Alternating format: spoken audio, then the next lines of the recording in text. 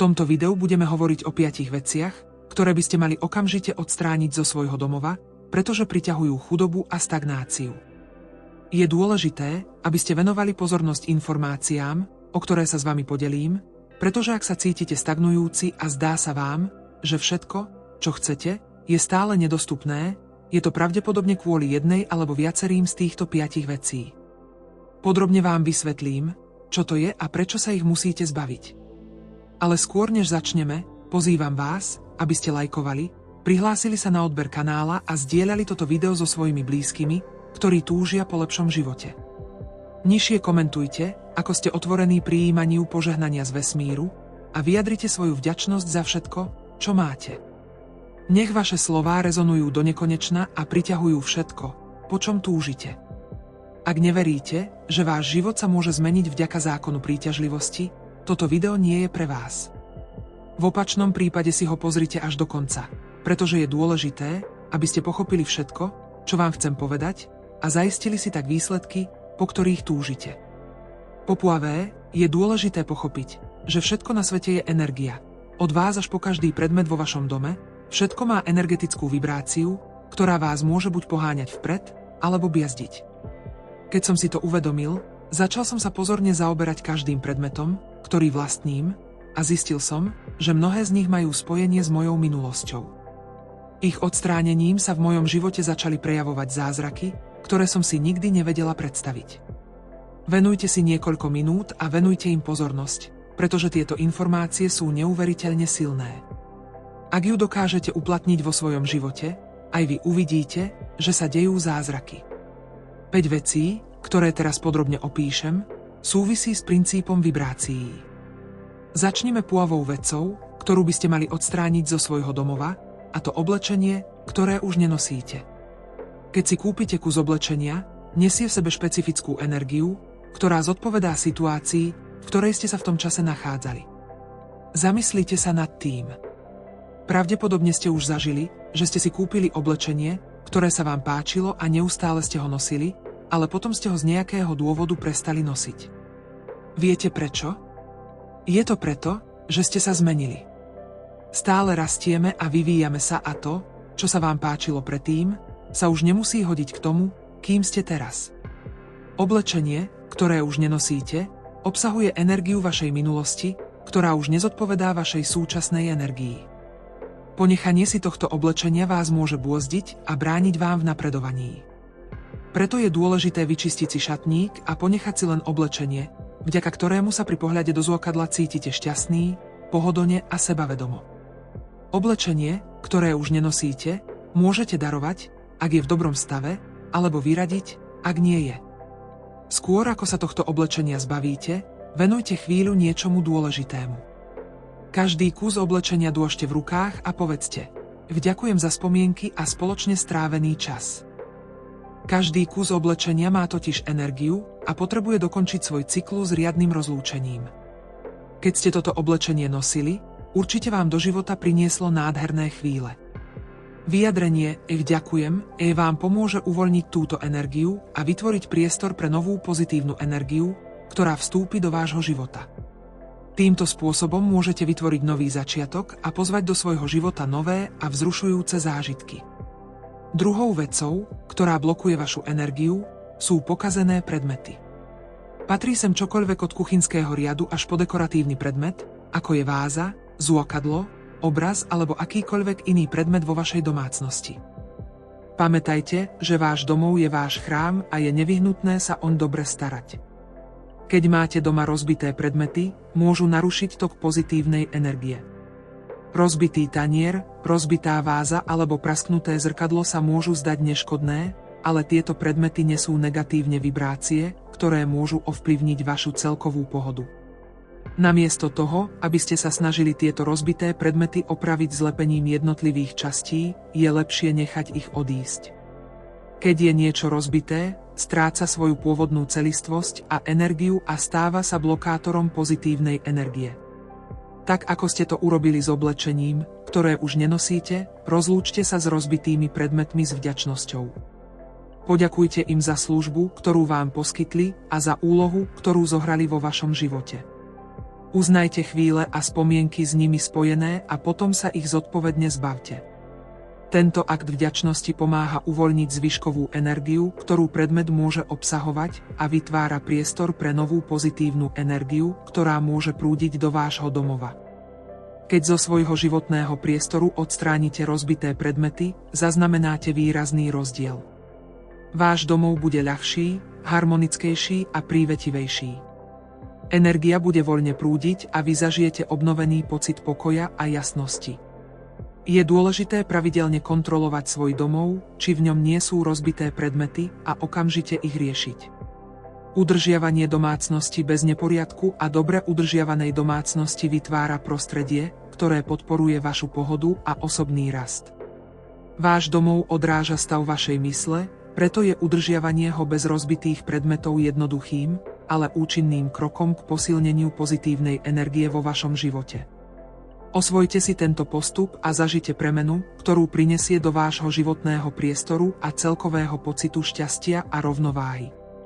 Treťou vecou, ktorú treba zvážiť, sú vaše špinavé alebo opotrebované topánky.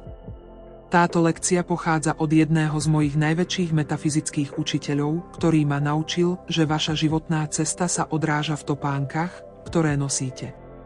Vaše topánky nie sú len funkčné, ale nesú aj energiu a môžu ovplyvniť vašu životnú cestu. Preto je nevyhnutné udržiavať ich čisté a v dobrom stave. Keď prídete domov, zvyknite si čistiť topánky. Tento jednoduchý úkon zabráni tomu, aby sa do vášho domova, ktorý považujem za váš chrám, dostala akákoľvek negatívna alebo vonkajšia energia, ktorú mohli zachytiť. Myslite na to. Ak sú vaše topánky opotrebované a špinavé, chcete, aby táto energia vytvorila vo vašom živote rozbitú cestu? Pravdepodobne nie. Udržiavať svoje topánky v dobrom stave je ako dbať na to, aby vaša cesta bola hladká a pozitívna. Ak sú vaše topánky neopraviteľné a značne opotrebované, najlepšie je vymeniť ich za nové.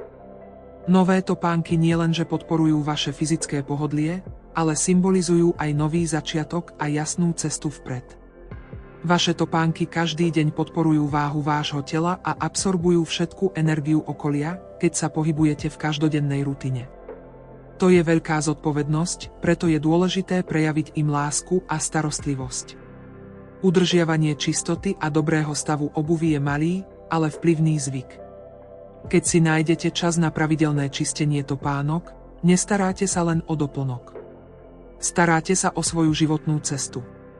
Je to jednoduchá každodenná rutina, ktorá prináša do vášho domova pozitívnu energiu a pomáha vám napredovať s istotou a jasnosťou. Preto si na budúce, keď prídete domov, nájdite chvíľu na vyčistenie topánok, skontrolujte ich opotrebovanie a ak potrebujú vymeniť, bez váhania tak urobte. Tým zabezpečíte, že vaša životná cesta zostane nerušená a pozitívna. Nezabúdajte, že čistý a udržiavaný pár topánok je viac než len módna záležitosť. Je to odraz vašej životnej cesty a energie, ktorú v sebe nosíte. Štvrtá vec, ktorú by ste nemali mať doma, si vyžaduje osobitnú pozornosť, pretože väčšina ľudí má tendenciu na týchto predmetoch lipnúť. Mám na mysli predmety a oblečenie, ktoré patria ľuďom, ktorí už nie sú medzi vami, tým, ktorí zomreli. Hoci je prirodzené, že si chcete zachovať spomienky, je dôležité si uvedomiť, že spomienky musia zostať vo vašej mysli a srdci. Zvyšok je len energia naviazaná na minulosť. Ak už niekto nie je prítomný vo vašom živote, nechajte ho odísť. Umožnite jeho duchu pokračovať v ceste bez toho, aby ste sa držali jeho vecí. Držanie týchto predmetov môže spôsobiť emocionálnu stagnáciu vo vašom dome a blokovať príchod novej a pozitívnej energie. Namiesto toho sa sústrete na to, aby ste mali veci, ktoré sú súčasťou vášho súčasného života. Minulosť je preč. Vo fyzickom svete už neexistuje. Ako sa hovorí, nechajte mŕtvych pochovávať svojich mŕtvych. Uvoľnením týchto predmetov vytvoríte priestor pre nové spomienky a zážitky, ktoré sú v súlade s vaším súčasným ja. To neznamená, že zabudnete na ľudí, ktorých ste stratili. Znamená to len, že si ich uctíte tým, že ich necháte odísť a pôjdete ďalej. Udržiavanie vášho životného priestoru bez minulých energií pomáha udržiavať svieže a živé prostredie, čo vám umožňuje prosperovať a prijímať pozitívne zmeny vo vašom živote. Piata a posledná vec, ktorú treba odstrániť, je neporiadok. Energia vo vašom dome by mala voľne prúdiť. Čím ľahšie bude vaše okolie, tým viac energie bude cirkulovať. Snažte sa udržiavať vo svojom dome poriadok. Otvorte okná, aby ste doň vpustili vzduch a slnečné svetlo. Nenechávajte nič v ceste. Snažte sa prevoňať svoj domov krásnymi rastlinami, ktoré prinášajú radosť do vášho srdca. Každé ráno si usteľte posteľ a poďakujte jej za to, že vám poskytuje odpočinok. Nezabúdajte, že je to tiež energia. Snažte sa, aby bol váš domov čo najharmonickejší. Nejde o luxus, ale o energiu v pohybe. S čistým a harmonickým domom, keď začnete uplatňovať týchto 5 bodov, ktoré som vám dal, pocítite výraznú zmenu. Budete sa cítiť ľahšie a uvidíte, že situácie vo vašom živote sa začnú riešiť. Nechajte energiu prúdiť a váš život sa úplne zlepší. Neberte ma len za slovo, vyskúšajte to sami. Jedného dňa mi jeden skvelý metafyzický učiteľ povedal, ak chcete, aby vaša prítomnosť bola nádherná, vaša minulosť musí zomrieť. Vyčistite si dom, odstráňte všetku tú negatívnu energiu, ktorá s vami už nerezonuje, a čoskoro uvidíte, že sa dejú zázraky. Na záver tohto videa si uvedomte, že stav nášho domova výrazne ovplyvňuje našu energiu a celkovú pohodu. Je úžasné, ako jednoduché zmeny v našom prostredí môžu mať zásadný vplyv na náš život.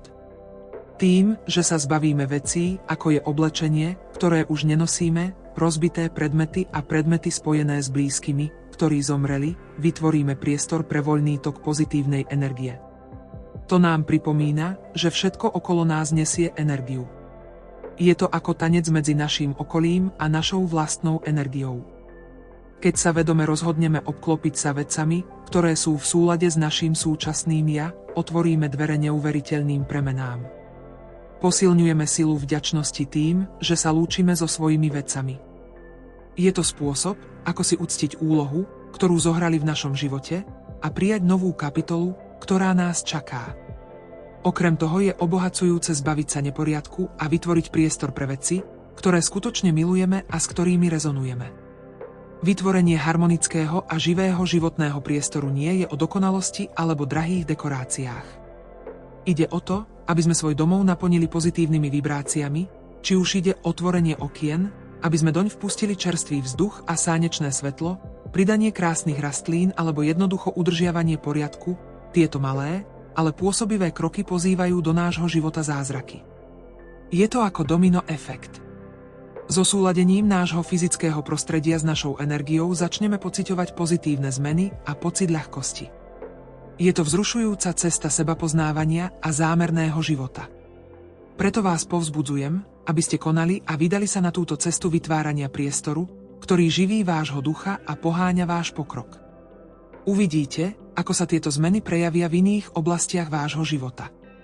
Pamätajte, že váš domov je vašou svetiňou a harmonizáciou jeho energie pripravujete pôdu pre úžasné veci. Využime silu svojho prostredia. Nechajme prúdiť pozitívnu energiu a buďme svedkami toho, ako sa v našich životoch rozvíjajú kúzla. Ak sa vám zdieľané informácie páčili, zanechajte komentár, lajknite video. Ak ste tu noví, prihláste sa na kanál Buddhistické vedomosti, aby ste sa mohli ďalej učiť. Veľmi pekne vám ďakujem, že ste si video pozreli až do konca. Nech vás Boh vždy požehnáva. Dovidenia na budúce.